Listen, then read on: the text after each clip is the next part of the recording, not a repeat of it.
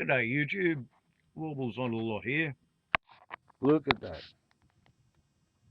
Strawberry and mango infusion. Obviously the perfect beverage to quaff while considering how the Greens actually went in the election on the weekend. Here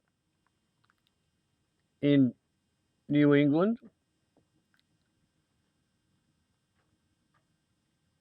I voted for Wendy Wales, number 1. Voted for Laura Hughes, Labor, number 2. Natasha Ledger, Indigenous, number 3. 4 was Barney Baby Joyce, who actually won that particular seat. 5 was Brent Larkham from Pauline Hanson's One Nation. So 6 was Todd Charles Juchot, Trumpet of Pissants. And 7 was Holly Masters from Family First. That was how I voted. Good on Wendy Wales for having a go. In the Senate, Greens got the first vote. Indigenous Party got the second vote. Animal Justice third. Socialist Alliance, because, Jesus was the first Marxist, even though Karl Marx thought he was an atheist himself. And then the Australian Labor Party. So in the Senate, the Greens and Labor can pass anything they like to pass between them. The Greens and the Liberal National Coalition can pass anything they like to pass between them. So the Greens have actually got control over the Senate. In the House of Representatives, 150 seats. I think the Liberal National Coalition sitting on 40 as at today, and the Labor Party is sitting on 84. So, bit interesting.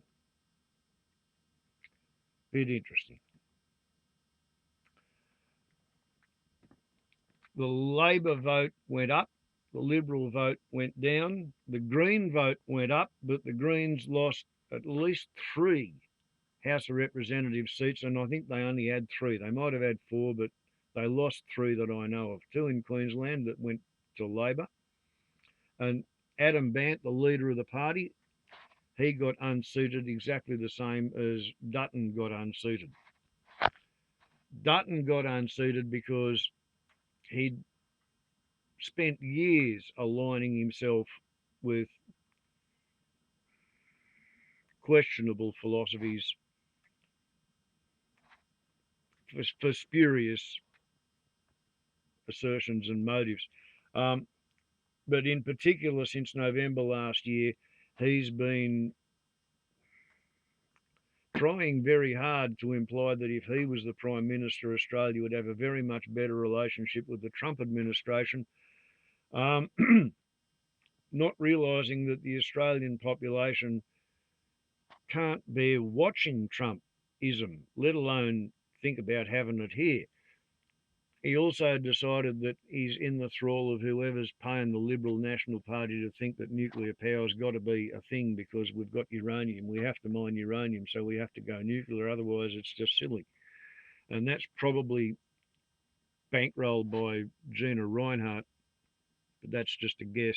It's not based on anything other than a feeling in me waters, and I'm an old man, not as silly as I look. So anyway, the Liberal vote collapsed utterly and totally, and the Liberal Party preferenced the Labor Party ahead of the Greens. And I think the Labor Party probably preferenced the Liberal Party ahead of the Greens, because they are sort of like Tweedledee and Tweedledum. The Liberal Party is only interested in the liberty to trash the landscape and treat their customers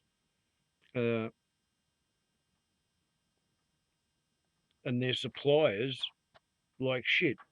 I mean, they want to use spare money to invest in some scheme that'll make it grow ideally more than 10% per annum. They want high returns and low risks, and they regard any kind of regulation for the protection of civil rights or the environment or workers' rights or safety or occupational health or any of that. That's red tape that has to be got rid of because it stands in the way of progress, and progress is defined by making a profit. So the Liberal Party is kind of the party of derived income. The National Party are the loggers, miners, farmers, agriculturalists, and people who work in those industries who's been sort of convinced to vote against their own interests. They think they can get a better bargain with a billionaire than a union can, so they don't want to be in a union. And the Labor Party is the parliamentary wing of the union movement. So they represent people who really want to go to work and be covered by workers' compensation from the moment they leave their door until the moment they get back to their door at the end of the day. And during the day, they want somebody to provide them with a safe workplace and all the tools necessary to do whatever it is that somebody else wants them to do. And they've got to have 17% holiday loading on a month of holidays and 2 weeks of sick leave and all kinds of conditions.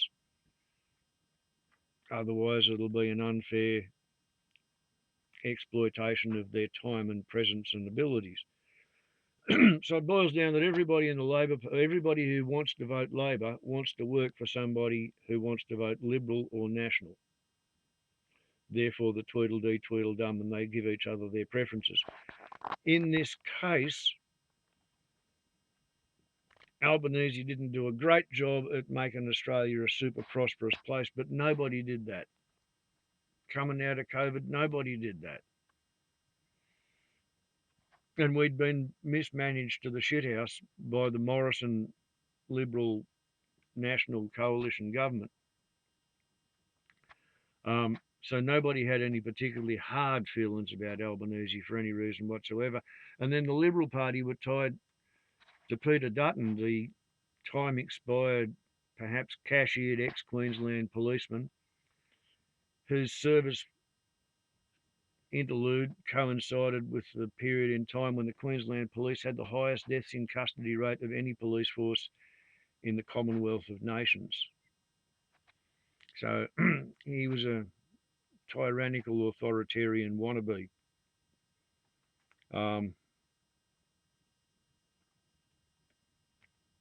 And he led them down the spiral gurgly hole into destruction, and the Liberal Party has got less seats in the House of Reps than the National Party has. And because he was such an arrogant Voldemort wannabe, and it's exactly what he looks like, although he seems to have lost a lot of his subcutaneous fat in the last 6 months, he's looking like a shrinking, mouldy little earthworm on legs. He used to be a bit more robust looking.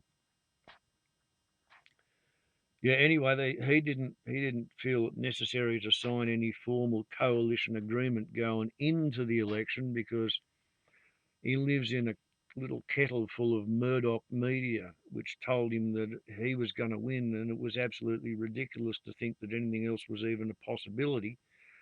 So he had lots of confidence and no fucking policy and no clear idea of what he wanted to do. And the National Party are pretty much saying that they don't see why they should have the Liberal Party with less members of Parliament on the Liberal benches than there are Nationals. Shouldn't the National Party perhaps be the leader of His Majesty's opposition? And shouldn't it be the National Party who provides the alternative Prime Minister? And the Liberal Party can come up with someone as an alternative for the Deputy Prime Minister. But most of the Liberal shadow cabinet got thrown out on their arse with Dutton. But in all of that, with the preference swap, the Greens, as you saw, we gave our preferences to the Labor Party ahead of the Liberal Party. So The way it works, if you've given your number one preference to any particular party, on the one hand, they get something like $4.75 for every first preference vote they get, as long as you get more than 1% of the electorate.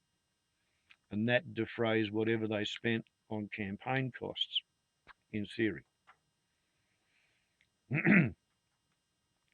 Your second preference then receives your first preference.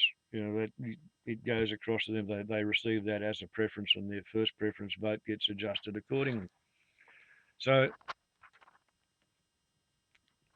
whereas the Labor Party's preferences exhausted or went to the Liberal Party, and the Liberal Party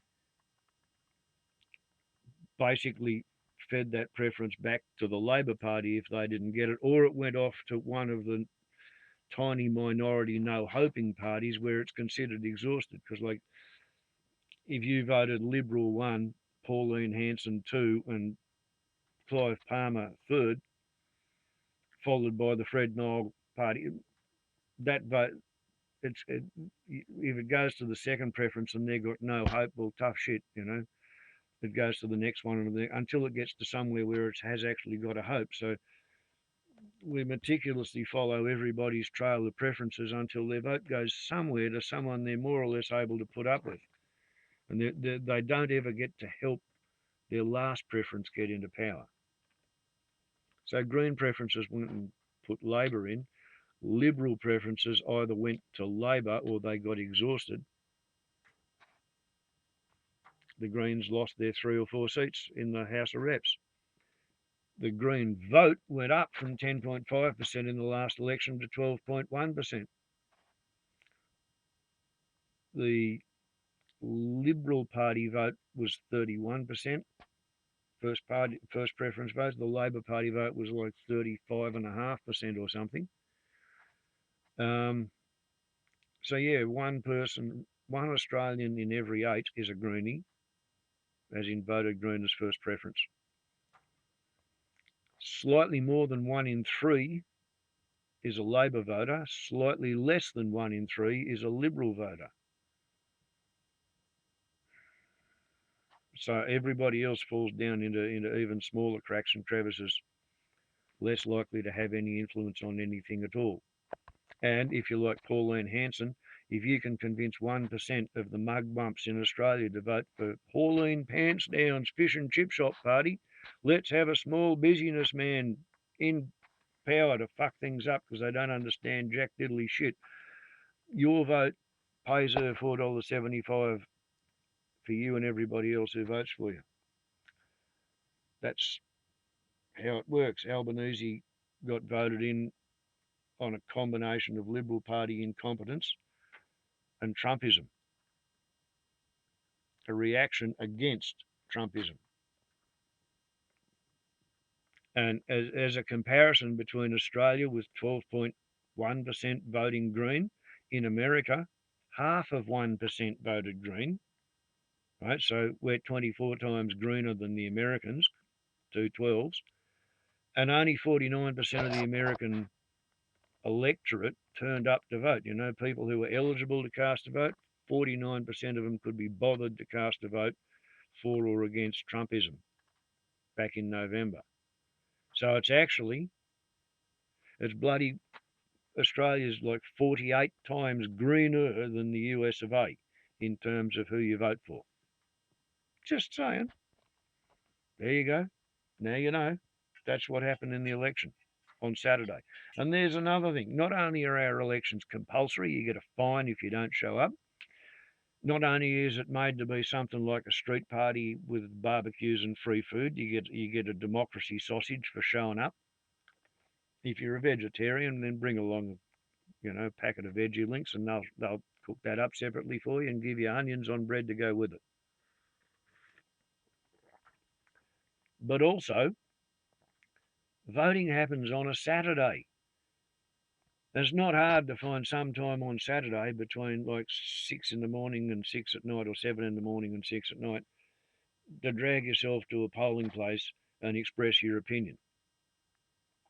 You don't even have to express your opinion. You have to go and have your name ticked off on the electoral roll, and they give you your ballot paper and tell you this is the Senate.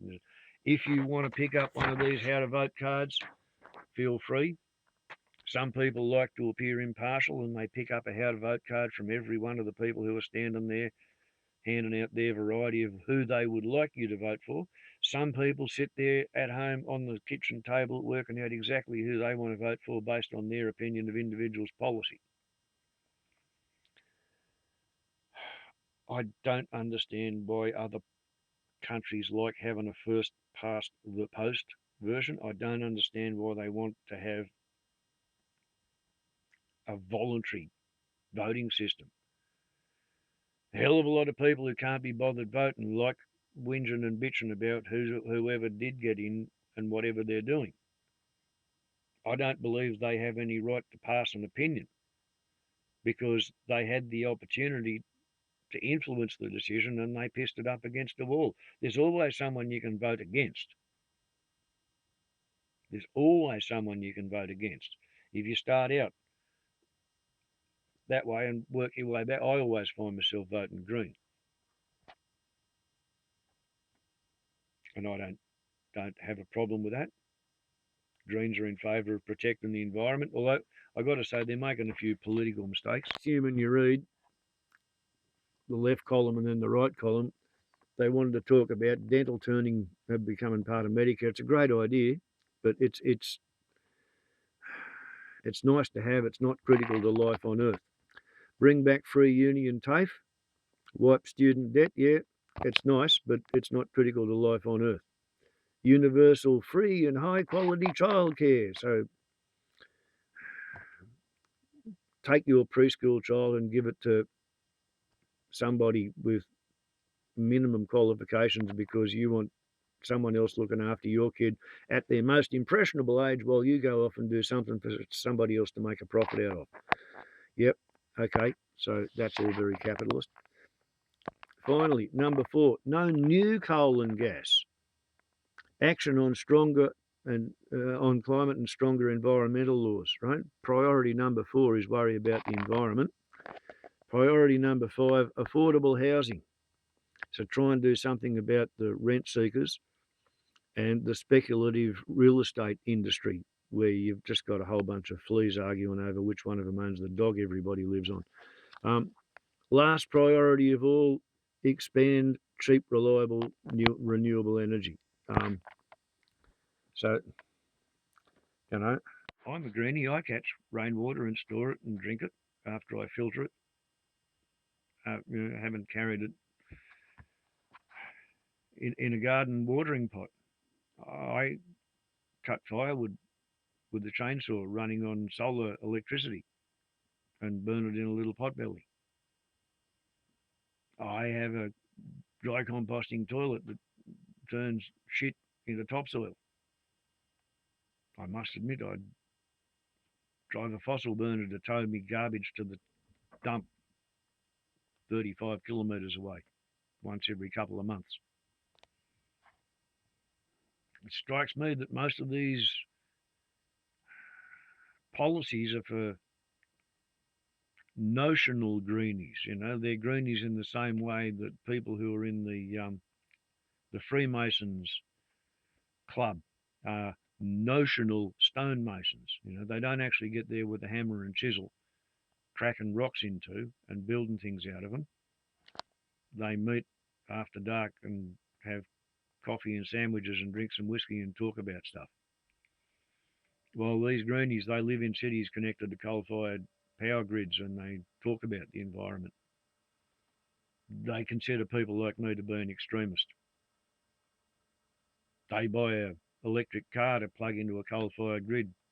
I bought the biggest electric motorbike I could afford to buy enough solar panels to recharge on sunlight. Just different kinds of greenies, I guess. Anyway, that's the election analysis from the Fool on the Hill, Australia's 2025 election. Thanks be to my idea of the universal creator God theory, we did not get stuck with bloody Peter Dutton. Now, if we can just get out of AUKUS and ANZUS and decouple from the fucking mad Yanks, life might make more sense. Got a few good stories to tell you about Chinese electric motorcycle after sales service, but later on. I think there's a possum wants to talk to me. Hello, how are you? Oh, you're a good little boy. Yes, you are. Thank you for the visit.